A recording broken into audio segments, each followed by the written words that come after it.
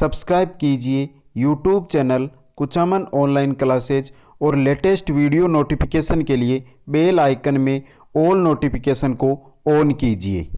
नमस्कार दोस्तों हम देख रहे थे संस्कृत शिक्षण विधियां। दोस्तों आज के इस वीडियो के अंदर हम देखेंगे पद्य की जो शिक्षण विधियां होती है उनके बारे में। जो काव्य यानी पद्य है उनकी जो इंपॉर्टेंट शिक्षण विधियां हैं वो दोस्तों 9 शिक्षण विधियों के बारे में हम यहां पर अध्ययन करेंगे दोस्तों। तो दोस्तों वीडियो शुरू करते हैं इससे पहले जिन साथियों ने चैनल सब्सक्राइब नहीं किया चैनल को सब्सक्राइब करें, वीडियो को लाइक और शेयर जरूर करें। दोस्तों एक आपके लिए जानकारी कि अभी तक आपने जो पिछले वीडियो है शिक्षण विधियों के वो नहीं देखे हैं तो आप प्ले लिस्ट में जाइए, वहां पर संस्कृत शिक्षण विधियां हैं, वो जो प्ले लिस्ट बनी हुई है उसके अंदर आपको संपूर्ण जो वीडियो है वो मिल जाएंगे। दोस्तों शुरू करते हैं दोस्तों आज का वीडियो। काव्य या पद्य शिक्षण की विधियां। काव्य शिक्षण का मुख्य उद्देश्य रसानुभूति, सौंदर्यानुभूति, आनंद अनुभूति। दोस्तों इंपॉर्टेंट क्वेश्चन है और ऐसा क्वेश्चन है जो हर साल एक एग्जाम के अंदर पूछा जाता है।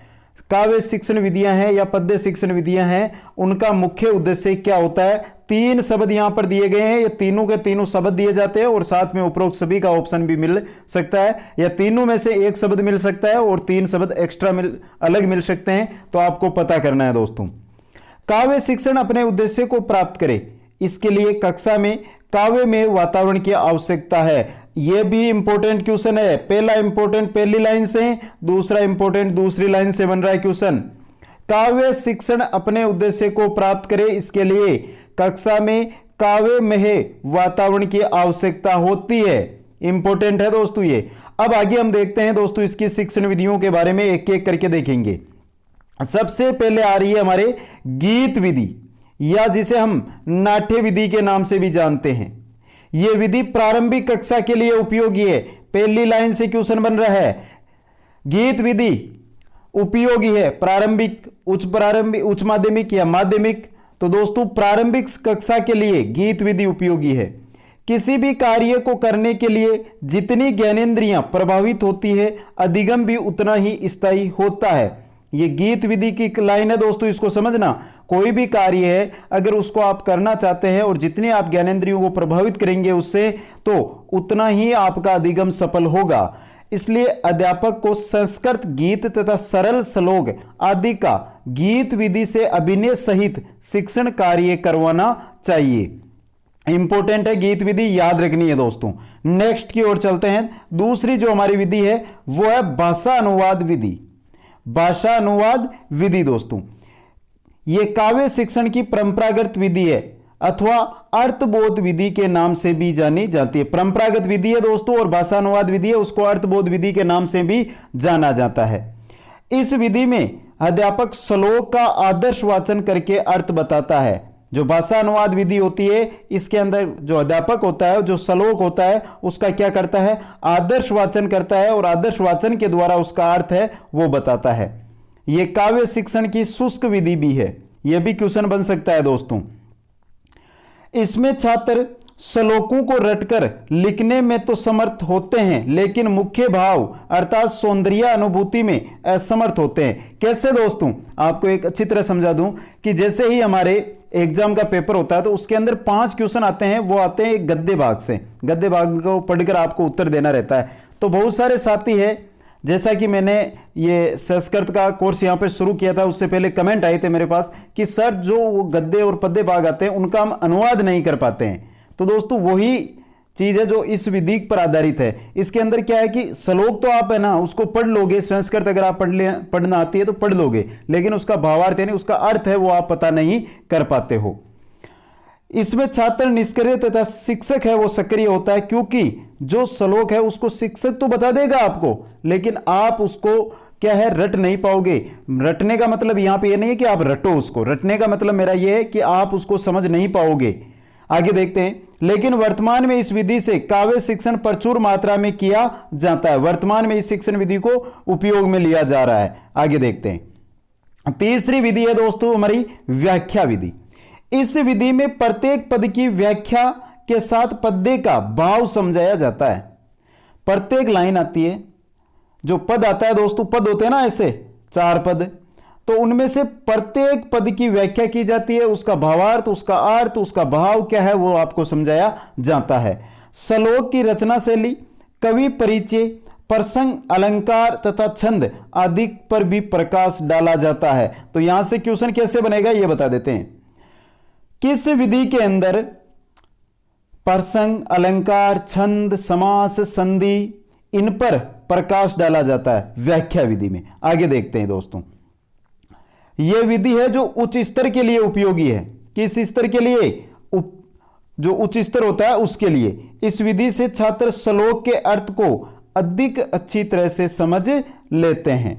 आगे देखते हैं दोस्तों, चौथी जो हमारी विधि है वो चौथी विधि है दोस्तों हमारी दंडान्वयन विधि। दोस्तों एक बात जानकारी और दे दूं आपको कि दोस्तों अभी तक अगर आपने जो पुराने वीडियो है वो नहीं देखे हैं तो एक बार उनको जरूर देखें, क्योंकि संस्कृत शिक्षण विधियां जो ये वीडियो मैं लेकर आया हूं इनसे आपको बार नहीं मिलने वाली है। इसलिए प्रत्येक वीडियो को आप देखते जाइए और अपने नोट्स है वो तैयार करते जाइए दोस्तों। जल्दी 3 या 4 वीडियो और मिलेंगे आपको, उसके साथ आपकी संस्कृत शिक्षण विधियां वो कंप्लीट हो जाएगी।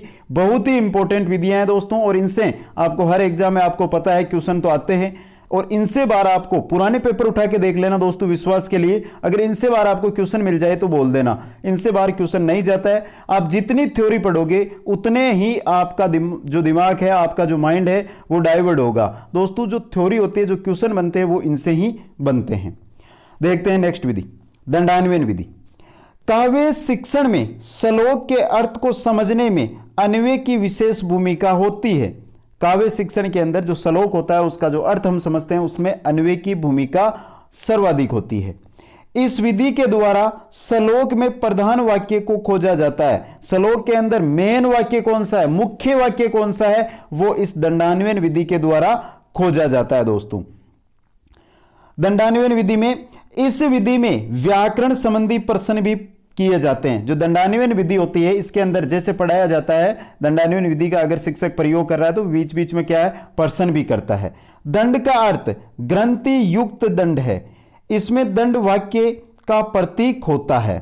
इससे भी क्वेश्चन पूछा गया है कि जो दंडान्वयन विधि है इसके अंदर दंड का अर्थ क्या होता है, तो ग्रंथि युक्त दंड होता है। व्याकरण के प्रश्नों से निरसता आती है, इसलिए इस विधि में काव्य के मुख्य उद्देश्य रसानुभूति की प्राप्ति नहीं होती है। दंडान्वयन विधि है आपकी, इसके अंदर रसानुभूति मुख्य उद्देश्य होता है काव्य शिक्षण का, उसकी आपको अनुभूति नहीं होती है दोस्तों। नेक्स्ट विधि की ओर चलते हैं। 5वीं हमारी जो विधि है वो है खंडान्वयन विधि। दंडान्वयन और खंडान्वयन बहुत ही इंपॉर्टेंट विधियां हैं दोस्तों। इस विधि में भी अन्वय के लिए प्रधान वाक्य को खोजा जाता है। जो खंडान्वयन विधि है इसके लिए जो आपका श्लोक है या जो आपका पद्य भाग है उसका जो प्रधान वाक्य रहता है उसके अंदर एक जो प्रधान वाक्य यानी प्रधान जो पद दिया रहता है उसको खोजा जाता है। इस विधि में पाठ्य विषय तथा साहित्य से संबंधित प्रश्न पूछकर अन्वय किया जाता है। पाठ्य विषय और साहित्य से संबंधित क्वेश्चन किसमें किए जाते हैं, खंडान्वयन विधि में किए जाते हैं। आगे देखते हैं दोस्तों, यह प्रश्नोत्तर विधि का एक अंग है। दोस्तों जो खंडान्वयन विधि होती है, ये जो प्रश्नोत्तर विधि है हमारी, उसका क्या है, एक अंग है। इसमें छात्र क्या रहते हैं, सक्रिय रहते हैं। जो खंडान्वयन विधि, दंडान्वयन विधि में छात्र है जो सक्रिय नहीं थे, वहां पर रसानुभूति नहीं हो रही थी। लेकिन दोस्तों यहां पर क्या है, छात्र सक्रिय रहते हैं। छात्र काव्य की सौंदर्य अनुभूति के अवसर को प्राप्त करते हैं। यहां पे किसकी, सौंदर्य अनुभूति की। छात्र श्लोक के भाव को ग्रहण करते हैं। यह पद्य शिक्षण की सर्वश्रेष्ठ विधि है। तो बन गया ना इंपॉर्टेंट क्वेश्चन, दंडान्वयन का जो पद्य शिक्षण है इसकी सर्वश्रेष्ठ विधि कौन सी होती है, दंडान्वयन विधि दोस्तों। नेक्स्ट जो विधि हमारी वो है भाष्य विधि।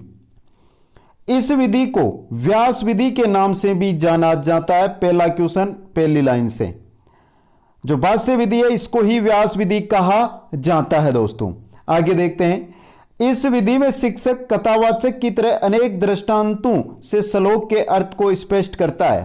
कथावाचक की तरह जो शिक्षक होता है वो अनेक अर्थ एक श्लोक के बताता है, जिससे क्या है कि छात्रों के समझ में आ जाए। इस विधि में शिक्षक श्लोक में आए छंद, अलंकार तथा माधुर्य आदि गुणों का भी ज्ञान करवाता है।